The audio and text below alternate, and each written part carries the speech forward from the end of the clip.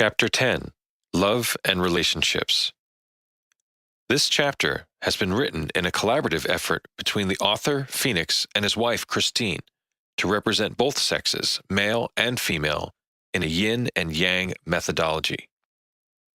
My wife, Christine, and I like to use the Chinese philosophy of yin and yang when speaking about relationships and marriage to best describe the dynamic system of complementary, interdependent, and opposite forces that interrelate to one another in harmony and balance. According to the ancient Tao principles, the energies of male and female should function and remain as balanced elements to attain physical and mental health and prosperity and achieve oneness with our spiritual existence. Everything has both yin and yang aspects, such as darkness cannot exist without light, which oppose and support each other. The black and white yin and yang Taijitu symbol represents the spirited order by which everything around us in the universe exists as interconnected and codependent contrary forces of the natural world where neither can exist without the other. The yin and yang symbol embodies the harmonization and balance within the universe wherein they exist in everything around us and are the basis of life, since nothing can truly exist by itself. The flow of yin and yang creates all things in nature. The universe is in constant motion, which yields gradual changes from yin to yang and yang to yin, as forces of energy interchange. The congruous balance of husband-wife, male-female, masculine-feminine qualities of yin and yang, or shall I say yang and yin, represents the principle that all things exist as indivisible yet independent opposites, much like a marriage. Each entity transforms into the other and contains at their core a piece of the other within it. Mutually dependent, yet each encompass an element of their opposite. Once you understand the principles of yin and yang energies, even on a one-dimensional level, the symbology of the sign is quite fitting. The outer ring represents creation itself, the eternal circle of life, with no beginning or end. The black and white intertwining swirls illustrate the ever-changing dancing figures that embody the whole of creation. Inside each swirl is a part of the other, a nucleus of the opposing energy within each polarity. A reminder our human consciousness incorporates these juxtaposing energies, much like the cosmos. I, myself, see the yin and yang symbol more as an awareness of our own consciousness and how its energies work cohesively and consistently to balance our internal subtle shifts. A successful and spiritual relationship is a graceful balance of yin and yang, of both lively and calm energies. I am energized and fiery, and my wife is gentle and calm. We undeniably epitomize yin and yang. A long-term relationship or spiritual marriage, such as ours, can only happen with equal and mutual respect for one another's inner spirits and the roles yin and yang play in that union. Strong and lasting relationships are fostered by your awareness and sensitivity to the balance and harmony of each other's energetic ebbs and flows and emotional states. For some, a spiritual marriage is key, and the goal is to create bonds beyond this material life. But the partnership must first be grounded in reality here before that can be mastered. Once upon a time, marriages were arranged for a purpose in ancient times and in other modern and archaic cultures. Marriage was considered a partnership with a purpose, to produce children and to share in the labor of a growing food, a business, or a community. If love came along and completed the marriage, it was considered a great bonus, but it was not expected. Today, people have all kinds of unrealistic expectations and demands of their partners and their commitment to one another. Expectations are very high for partners to be all and end all, from lover to supporter and everything in between. But quite simply, it is not realistic for one person to fill every possible need of the other. Any one person is incapable of fulfilling this role, and it is unfair to put stress upon a person to be a sort of superhuman with abilities above and beyond normal capacity. Anyone seeking perfection in another person or any relationship will surely be disillusioned and displeased. Healthy, realistic expectations and desires will allow each person in the relationship to grow and thrive in a natural fashion, but forcing someone to be what you want them to be will not. We are all interconnected as a human race. Numerous and varied relationships come into our lives to shape and mold us into our highest level of self. Like ocean waves, weather and chisel the rock formations, seashells, and sand, we too are sculpted by the forces of our relationships. A successful marriage, like spiritual development, happens gradually over the course of time with many uneventful moments. The constant flow of the ordinary and everyday mutual exchange and sharing of ideas, opinions, and feelings is where real personal growth takes place.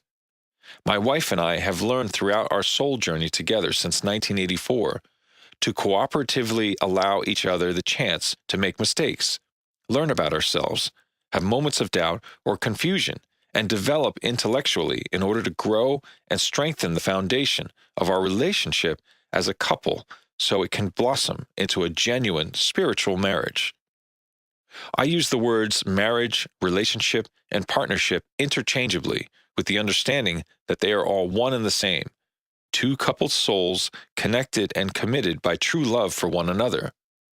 Marriage is the process of two people in a relationship making a public commitment with an official legal agreement, a contract of obligations to one another on a certificate of paper that lawfully and formally recognizes the union of two people. But that is not love. The commitment of marriage creates an opportunity for man to make money off citizens from paperwork, services, taxes, religion, etc. That validates their love for one another through man's law. We should not have to pay money to man or any religion to prove our love. And if money is the root of all evil and greed is the seed, then we need not contribute to that.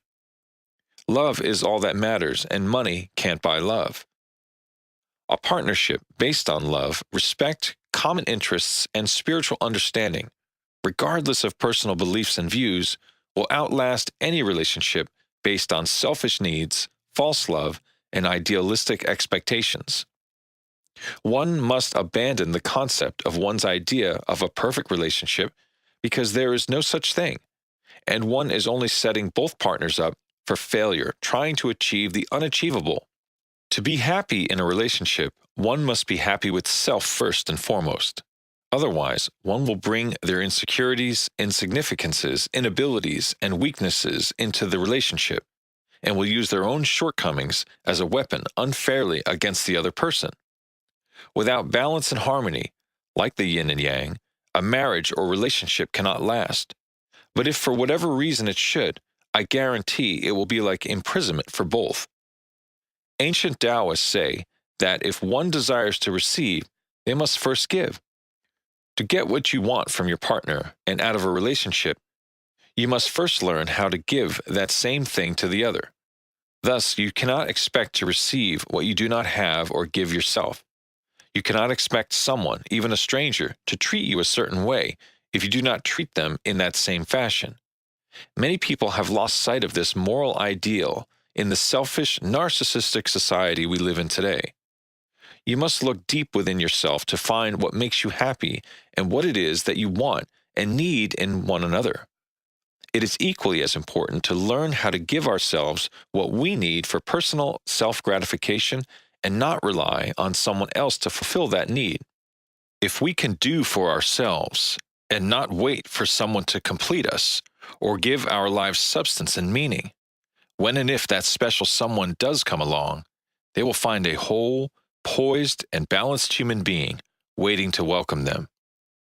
At the start of a budding relationship, it may seem like a novel idea to completely merge personalities and energy fields, but ultimately, you will benefit more coming together as two distinctly separate individuals. It is vital to a lifelong relationship to maintain the identity and individuality of each partner so as not to lose sight of your own spiritual and mental growth. Both people must grow individually, together, and follow their own spiritual path, but not necessarily in the same time and space for a marriage to prosper and endure. It will be easier for you to deal with life and everyday challenges of marriage more effectively when you use each other's cultivation of spiritual beliefs and acquired wisdom to your advantage. Whatever your spiritual belief and foundation is, you can mutually benefit from each other's knowledge, experience, and intelligence. My wife, Christine, and I have grown together on individual paths, and the flow of our energies brings forth an explosive culmination of yin and yang in a constant, dynamic balance that keeps us unified. Change, however, is the only constant in life, and in any long-term relationship, because things change, people change, and conditions change. Change is inevitable. If one partner in a relationship is ready for growth or change, but the other is not, the marriage will suffer and fail as a result. Be proactive and flexible to flow along with the other person's change and avoid a disastrous ending that you could have easily prevented. The relationship will thrive even if one person's development is flowing through a different pathway, or they are not the one who is actually changing. Life is change, and we either find our way to ride the wave of it or else fight a losing battle trying to stop it. It's do or die. We routinely become unyielding and stuck in our ways over the years. But if we continue to adapt and be willing to flow with the ebb of change, we can rewrite our eternal partnership together. My word of advice to you is always keep the genuine, exciting, and carefree qualities of the young at heart with you throughout your life together for your marriage to continue being interesting, vibrant, and fun. Don't let today's fast-paced world be a burden to you or make it difficult for you to find the time to evolve and mature yourself, let alone your relationship.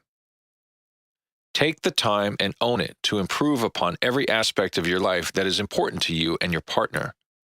The key to cultivating a healthy relationship and a long-lasting marriage is consistency. The flux of yin and yang will provide you with the flexibility to be emotionally and intellectually open-minded and willing to compromise and accept the other person's wholeness, with all their wonderful traits, along with their faults. You need not point out the other's flaws, but be honest with yourself and acknowledge your own shortcomings because perfection is not reality. Regardless of the challenge, respect yourself and each other's emotional and physical cycles for a stable, successful relationship. This I learned mostly from observing my own parents and their failings as a couple. I was born and raised in the Bedford-Stuyvesant section of Brooklyn, New York, the youngest of 8 children. The best times of my life were with my family on Friday nights. I loved Friday nights.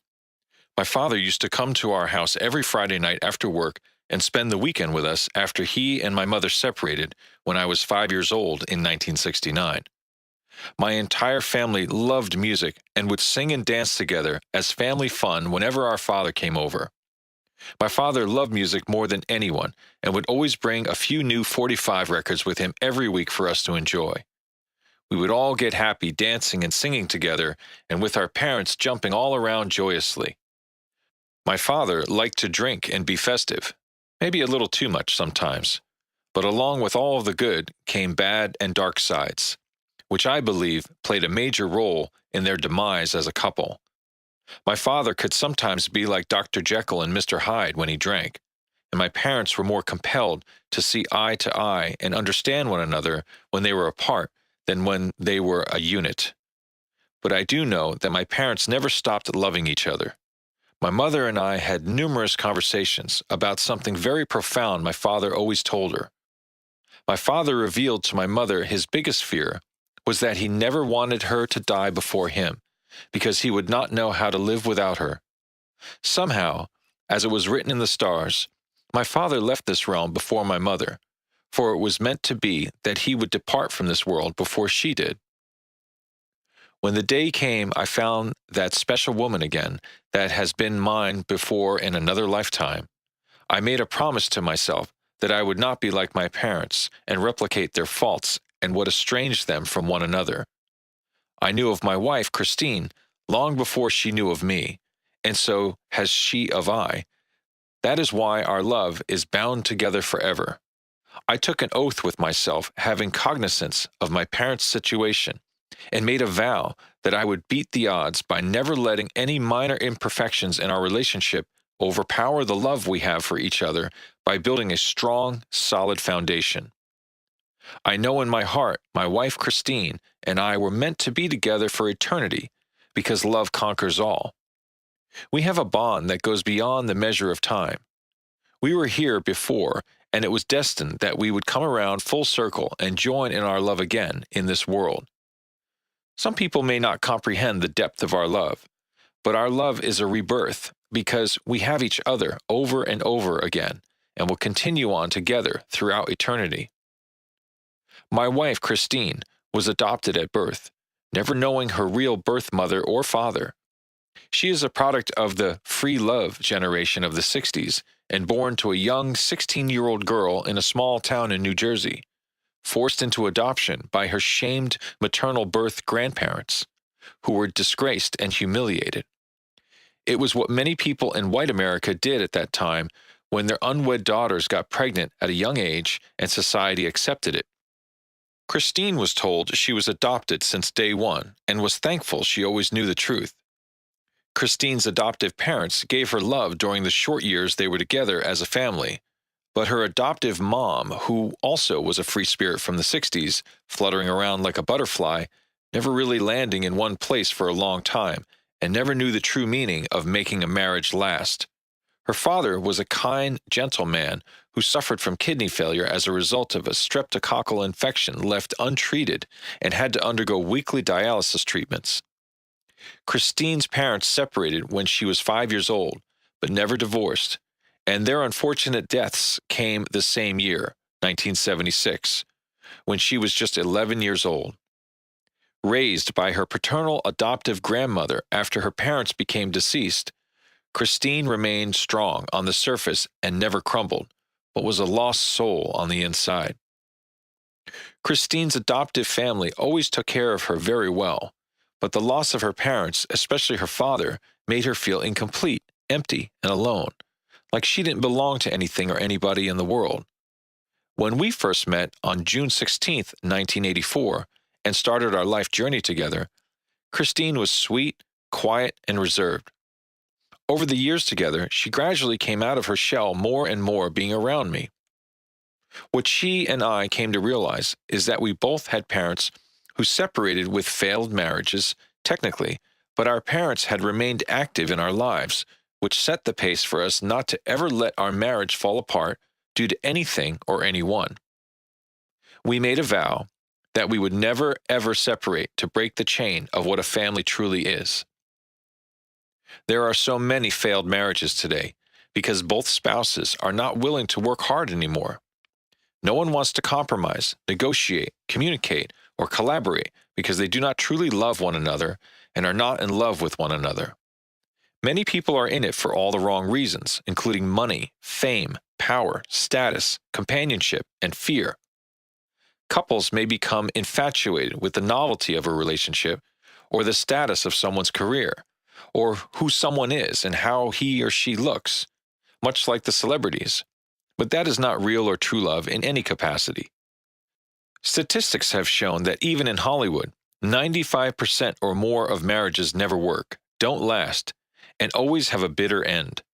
The world of entertainment is an illusion, and so are the majority of the marriages. But here in the real world, the statistics are not much greater.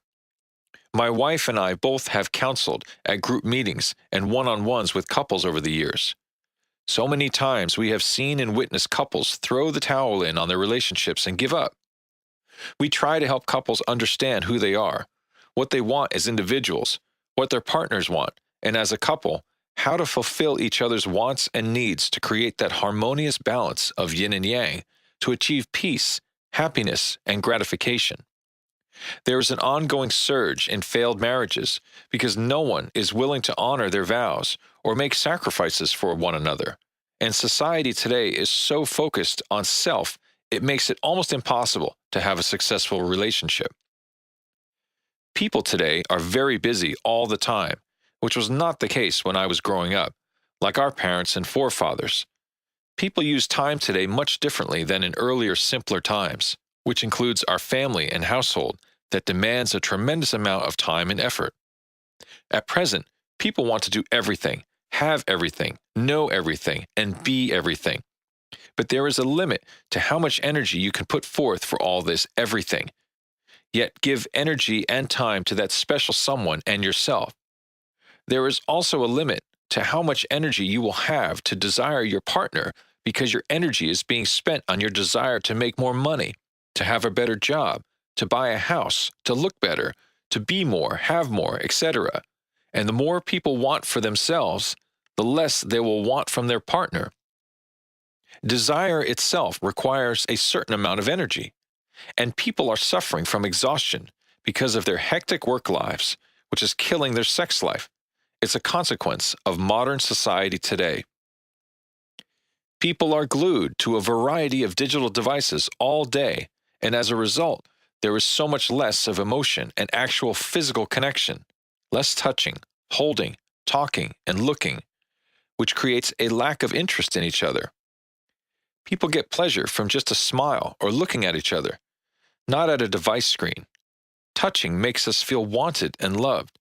Today's millennial generation is clearly lacking communication, connection, emotion, and physical contact, the very things that make us human. My wife, Christine, and I don't understand how folks today are not missing that and truly don't seem to think they are.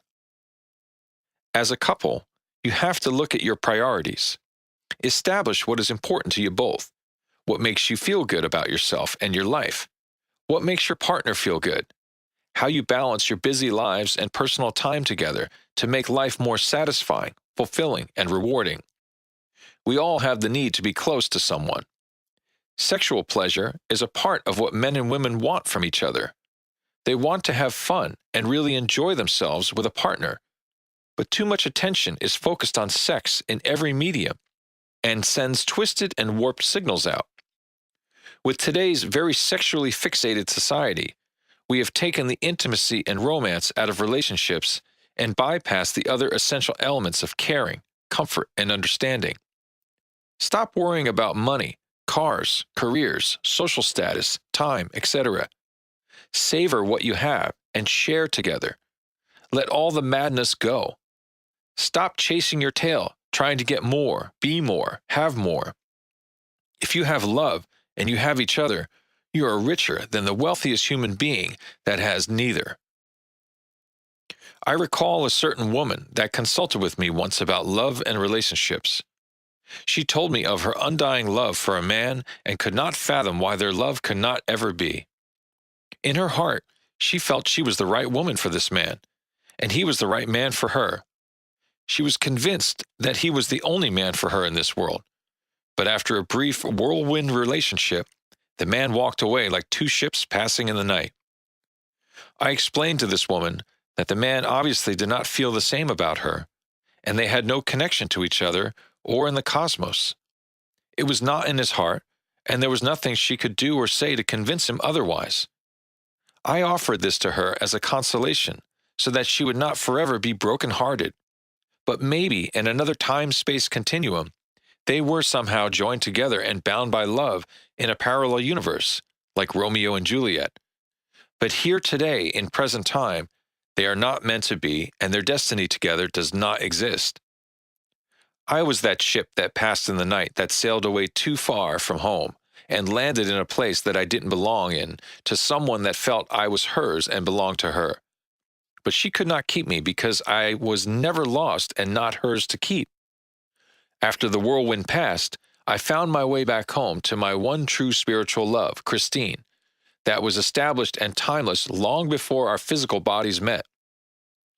That is why, to this day, my wife and I have an everlasting bond, and our love was always destined to be, for no woman can and will ever replace her.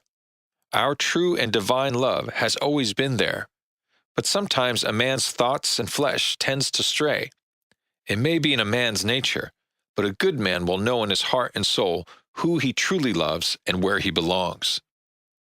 After I found my way back home, Our relationship blossomed and grew stronger as destiny created our family together, with my soulmate and wife, Christine, and I having two sons, Frank in 1992 and Trayvon in 1998, making our circle of life together now complete.